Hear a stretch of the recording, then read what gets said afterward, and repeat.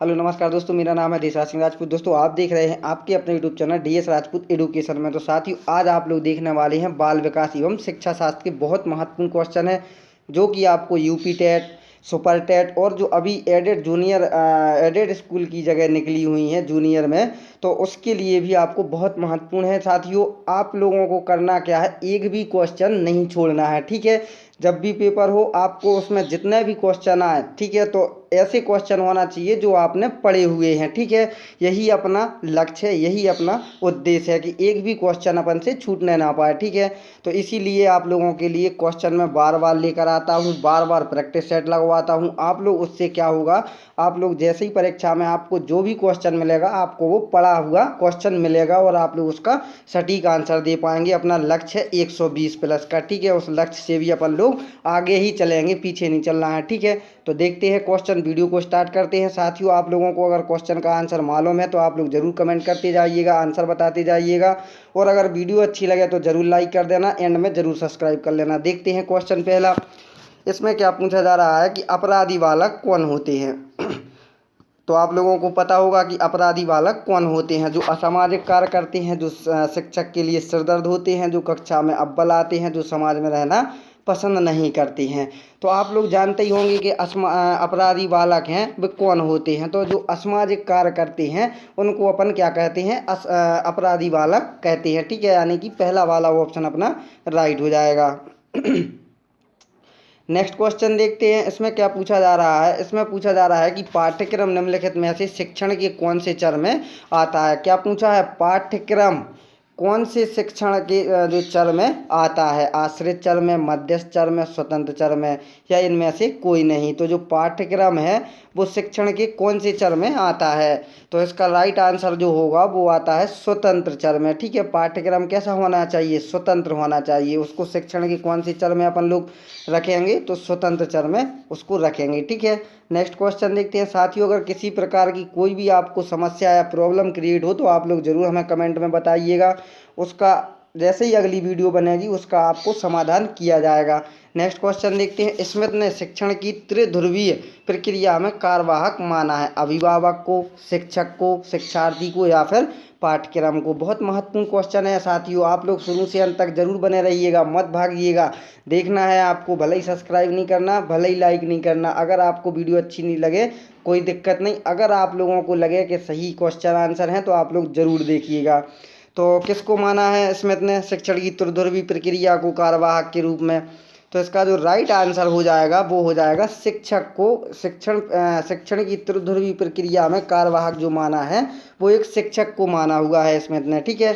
Next देखते हैं। नवीन ज्ञान तथा नवीन प्रतिक्रियाओं का अर्जन करने की प्रक्रिया अधिगम प्रक्रिया है, यह कथन किसने दिया हुआ था। थार्नडाइक का है, वुडवर्थ का है, गेने का है, या फिर हल का है।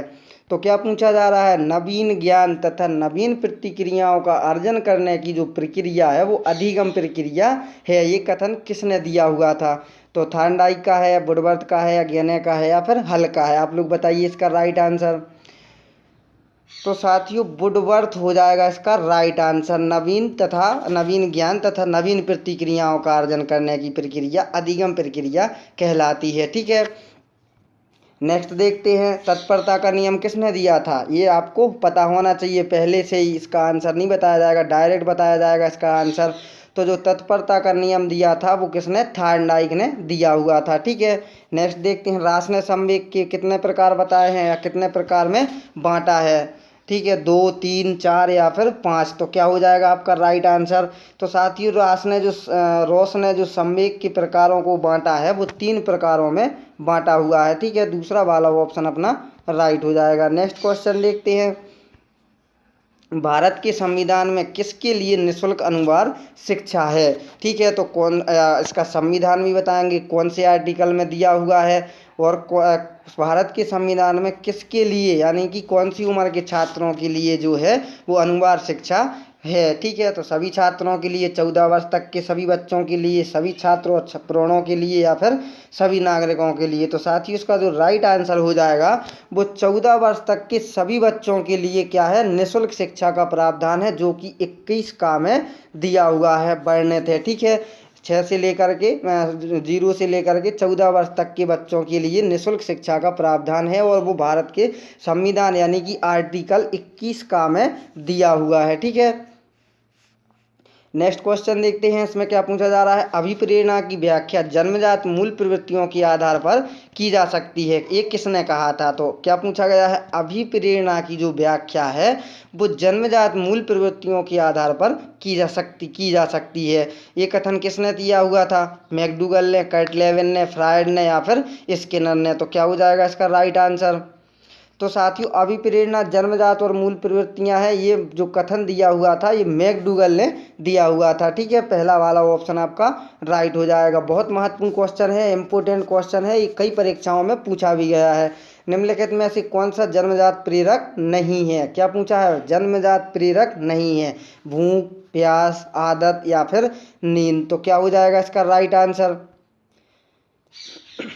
तो साथियों भूख जन्मजात प्रेरक हो जाएगी, प्यास जन्मजात प्रेरक हो जाएगा और नींद भी जन्मजात प्रेरक हो जाएगा, लेकिन जो अपना राइट आंसर होगा वो आदत हो जाएगी। ठीक है, यहाँ पर क्या दिया हुआ है, नहीं है, जन्मजात प्रेरक नहीं है, तो आदत जो है वो जन्मजात नहीं होती है। ठीक है, नेक्स्ट क्वेश्चन देखते हैं, यहाँ पर क्या पूछा जा रहा है, आपकी राय में शिक्षण को कौन सी प्रक्रिया मानना चाहिए। तो आपकी राय में शिक्षण को कौन सी प्रक्रिया मानना चाहिए, अध्यापक केंद्रित, समुदाय केंद्रित, छात्र केंद्रित या फिर उपर्युक्त में से कोई नहीं। तो जो शिक्षण की प्रक्रिया को मानना चाहिए वो किस में मानना चाहिए, आप लोगों को इसका आंसर भी पता होगा, तो वो छात्र केंद्रित होनी चाहिए शिक्षण प्रक्रिया। ठीक है, नेक्स्ट क्वेश्चन देखते हैं, नवजात शिशु का भार होता है, ये क्वेश्चन इंपोर्टेंट है साथियों, ये आप लोग नोट डाउन भी कर सकते हैं इसको या स्क्रीनशॉट भी ले सकते हैं। नवजात शिशु का भार कितना होता है, 6 पाउंड, 7 पाउंड, 8 पाउंड या फिर 9 पाउंड। क्या होना चाहिए इसका राइट आंसर। अगर आपको पहले से ही पता है तो आप लोग कमेंट करिएगा जल्दी से इसका राइट आंसर। तो साथियों इसका जो राइट आंसर होगा वो 7 पाउंड उसका नवजात शिशु का भार होता है। ठीक है, 7 पाउंड। नेक्स्ट क्वेश्चन देखते हैं, बुद्धि के बहुकारक सिद्धांत के प्रतिपादक हैं। तो बुद्धि के बहुकारक सिद्धांत के प्रतिपादक कौन हो जाएंगे, मैकडूगल, टर्मेन, थॉर्नडाइक या फिर वर्ट। क्या होगा इसका राइट आंसर। तो साथियों बहुबुद्धि के जो सिद्धांत के जो प्रतिपादक हैं वो थॉर्नडाइक जी हो जाएंगे राइट आंसर। ठीक है, ये नेक्स्ट क्वेश्चन देखते हैं, ये साथियों क्वेश्चन पूछा गया है परीक्षाओं में। ठीक है, एनसीटीई का पूर्ण रूप क्या है। तो मैं इसका डायरेक्ट आपको आंसर बताऊंगा, अगर आपको पहले से ही पता है तो आप लोग बताइएगा इसका राइट आंसर पढ़ करके।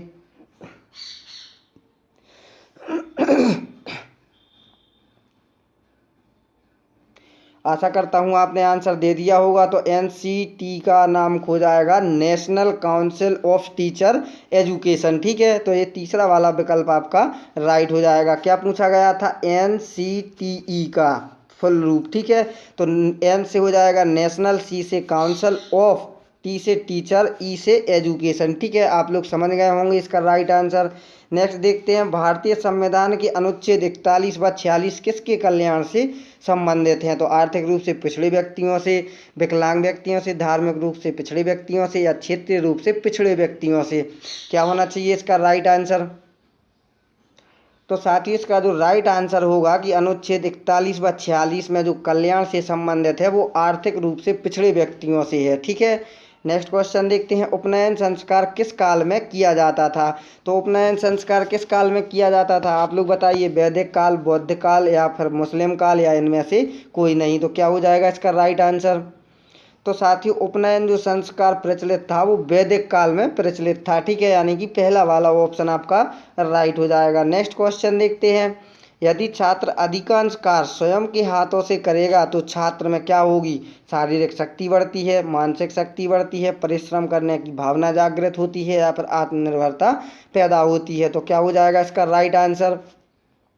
साथियों इसका जो राइट आंसर होगा कि यदि जो छात्र है वो कार्य स्वयं करेगा, अधिकांश या फिर जब भी उसको काम जरूरी होगा वो स्वयं करेगा, तो उससे क्या होगा, आत्मनिर्भरता पैदा उसकी हो जाएगी। ठीक है, तो चौथा वाला विकल्प आपका राइट हो जाएगा। नेक्स्ट क्वेश्चन देखते हैं, निम्नलिखित में से जन्मजात अभिप्रेरक कौन सा है, निंदा, खेलना, प्रशंसा या फिर क्रोध। क्या पूछा है, जन्मजात अभिप्रेरक कौन सा है।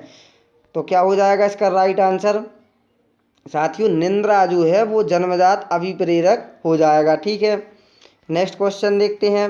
इसमें क्या पूछा जा रहा है, शिक्षण अधिगम प्रक्रिया को प्रारंभ करने से पहले एक कुशल अध्यापक को क्या करना चाहिए। ठीक है, इसके आंसर देख लेते हैं ऑप्शन।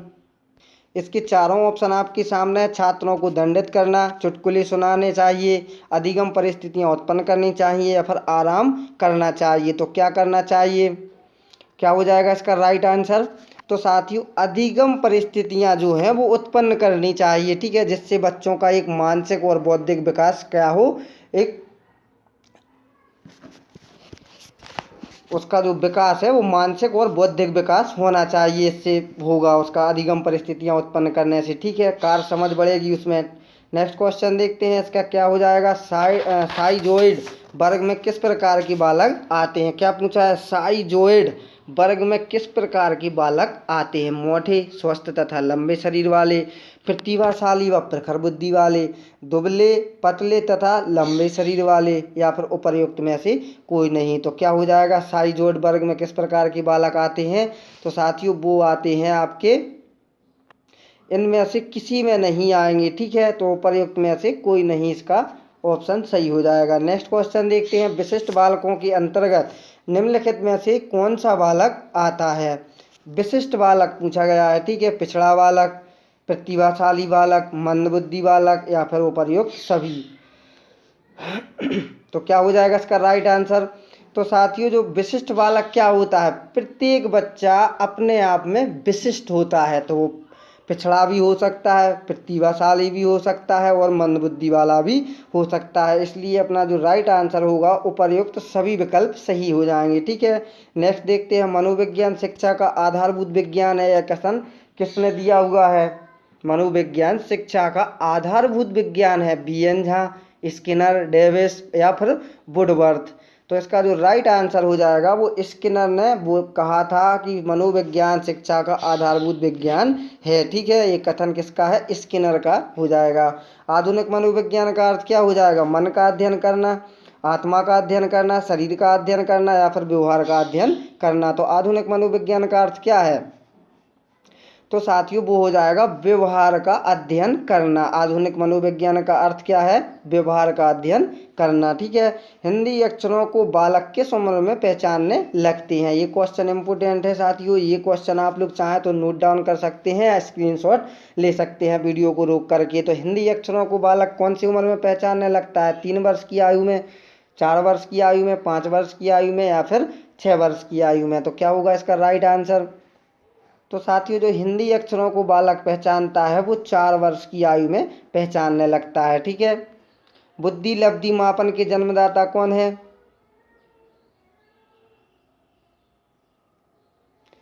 स्टर्न, बिने, टर्मेन या फिर इनमें से कोई नहीं। तो बुद्धि लब्धि मापन के जो जन्मदाता हैं वो स्टर्न है। ठीक है, पहला वाला ऑप्शन राइट हो जाएगा। एलेक्सिया है, एलेक्सिया क्या हो जाएगी, ये भी साथियों क्वेश्चन इंपोर्टेंट है, ये क्वेश्चन भी पूछे जाते हैं।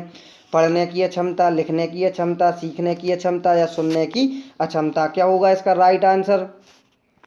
तो एलेक्सिया जो है वो सीखने की अक्षमता आपका राइट आंसर हो जाएगा। ठीक है, तो साथियों अगर आपको वीडियो अच्छी लग रही है तो आप लोग ज़रूर लाइक कर दें, और आपने अगर अभी तक हमारे चैनल को सब्सक्राइब नहीं किया है तो साथियों ज़रूर सब्सक्राइब कर लें चैनल को, और बगल वाले बेल आइकन को प्रेस करना बिल्कुल मत भूलना, ताकि उससे क्या होगा कि जैसे ही वीडियो अपलोड होगी आपके अपने YouTube channel DS Rajput education में, तो उसका नोटिफिकेशन आपको सबसे पहले पहुंच पाएगा और आप लोग देख पाएंगे। क्योंकि अपना उद्देश्य है, एक भी क्वेश्चन छूटा लक्ष्य हमारा टूटा। ठीक है, तो आपको लक्ष्य नहीं तोड़ना है, जो भी परीक्षा में क्वेश्चन आए वो हमारे वीडियो में डला होना चाहिए, ये अपना एक दृढ़ प्रतिज्ञा है।